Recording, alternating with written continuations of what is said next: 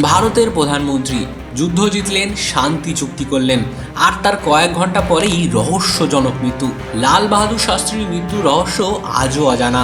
1966 সালের 10ই জানুয়ারি তাসখন্দে অর্থাৎ বর্তমানের উজবেকিস্তানে পাকিস্তানের সঙ্গে শান্তি চুক্তি সই করলেন শাস্ত্রীজি। সারা বিশ্বে প্রশংসা হচ্ছিল তার, কিন্তু সেই রাতেই 11ই জানুয়ারি ভোরে হঠাৎ খবর আসে ভারতের প্রধানমন্ত্রী মারা গেছেন। সরকারি রিপোর্টে বলা হয় হার্ট অ্যাটাক, কিন্তু এখান থেকেই শুরু হয় রহস্য। পরিবার দাবি করে শাস্ত্রীর দেহ নীলচে হয়ে গেছিল, গলায় দাগ ছিল, তারা কখনো পূর্ণ পোস্টমর্টেম রিপোর্ট পায়নি। আরও আশ্চর্য, তার ব্যক্তিগত ডাক্তার তখন তার সঙ্গে ছিলেন না। রাতে যে গ্লাসে তিনি দুধ খেয়েছিলেন সেটাও পরে পরীক্ষা করা হয়নি। কিছু নথি আজও গোপন করে রাখা হয়েছে, আরটিআই করেও পুরো তথ্য পাওয়া যায়নি। তাই প্রশ্নটা আজও ঘোরে, এটা কি সত্যি হার্ট অ্যাটাক, নাকি ইতিহাসের আড়ালে লুকিয়ে আছে অন্য কিছু? লাল বাহাদুর শাস্ত্রীর মৃত্যু ভারতের ইতিহাসের সবচেয়ে বড় অমীমাংসিত রহস্যগুলির একটি। এরকম আরও রহস্য জানতে আমাদের চ্যানেলটিকে ফলো করুন।